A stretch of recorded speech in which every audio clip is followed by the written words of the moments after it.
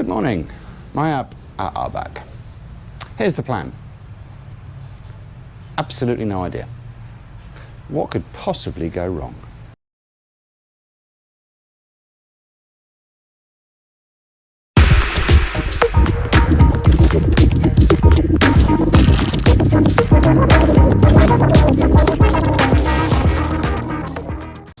Okay, so no real idea what the plan is.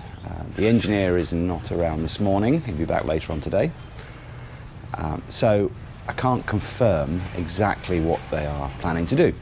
But let's take we'll call it an educated guess, which in my case is always a bit of a stretch. But we'll take a guess and say it will be more columns in the house. It will be both perimeter walls being extended and a little bit more maybe on the backfill. Plus, they are already working a little bit inside the carport area. So it's really more of the same of pretty much everything that's been going on for the last couple of days. If anything new comes along, we'll try and catch it for you. Right, well, I've been away for the last couple of hours, so I'm kind of just catching up with what they've been up to, and here's a little surprise. They are putting the concrete hollow blocks in this corner where I thought they were going to leave an access point for the mechanical equipment to help with the backfill, but in fact they have decided that the mechanical equipment they're using is too big now, or it will be when it arrives, so it won't come inside at all. It'll kind of just dump backfill into this space and then they'll deal with it manually from there, I believe. So I think I said in the intro that the carport will get a little bit of attention today. Well, that doesn't do them justice. This is column number 9 of the 10 going in the ground. There were none this morning. It's 4 o'clock, give or take, and we've had an explosion in the carport. Okay, that's clickbait, or whatever the equivalent is when you do it inside a video. We've had an explosion of activity. 2 concrete mixers going. 9 columns now in place, concrete going in all over the place while they're still trying to get some of the water out. Holes everywhere, people everywhere, it's marvellous. And Ronwell still wearing his hard hat. The only one. Keep going, Ronwell. My word, from couple of holes in the ground this morning, more than a couple, but some holes in the ground this morning and no activity on this site for 2 or 3 days. Suddenly we've got the beginnings of a structure. Fantastic. And of course over there one of the security cows just keeping an eye on things. So I'm not quite sure what's happened here. A couple of the columns not entirely perpendicular now. Webb, who's just walking off camera, tells me bukas. They'll fix it all tomorrow. Don't know why they've been bent over in the way that they have. This one and a couple of others over that direction. Not quite as much, but this one definitely not entirely perpendicular. Let's see what the engineer has to say about that. I'll try and understand why they've temporarily done this. So here's the answer. They were not happy with the spacing between the forms and the rebar, the vertical rebar, they're too close together. So basically they've bent it over a little bit, moved the forms a little bit, poured in some more concrete, and tomorrow, bukas derecho. Tomorrow, straight. And apologies for again crucifying the language, but that will happen tomorrow. They'll bend it back tomorrow, so we won't have this kind of angle on the column. It will be derecho. So, a lang problema. I think that's right. No problem. Comments if you disagree. Thank you very much. And it looks like Webb and JR are bending some more, a little bit. So this is another one that they have bent so that it's not perpendicular. So again, this probably all gets sorted out tomorrow. There's a couple like that, not all of them, more than a couple, a few. But it's good that they're fixing it now rather than leaving the gaps between the rebar and the edges, in other words the concrete covering.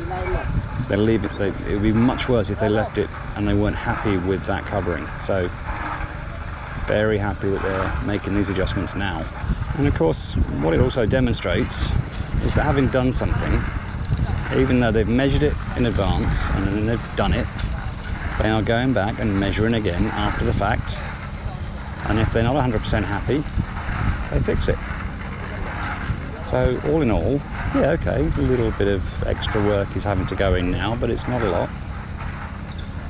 And I'm happy with the fact that they are being this careful. So good news all round-ish, even with some temporarily wonky columns. It's the end of the day. Build day 18 is over, and for the first time since we started making these videos, I can actually say something did go wrong. This column. They, as I mentioned a second ago, they remeasured everything, weren't happy with the concrete surrounding the rebar. I think it was a 4 centimetre surrounding that they have to have, and they found that they didn't. So they corrected the base, poured some more concrete in, and tomorrow when the concrete has finished setting properly, they'll bend it back. That's it, the first time that I've seen anything that I could see that didn't go quite to plan. But fixable, fixed, potentially, and a lot more has gone on today. They have removed a lot of the forms from inside the house. Let's take a look at those. So I've just picked one at random, and I genuinely didn't pick this one out for any reason other than it was pretty close to me.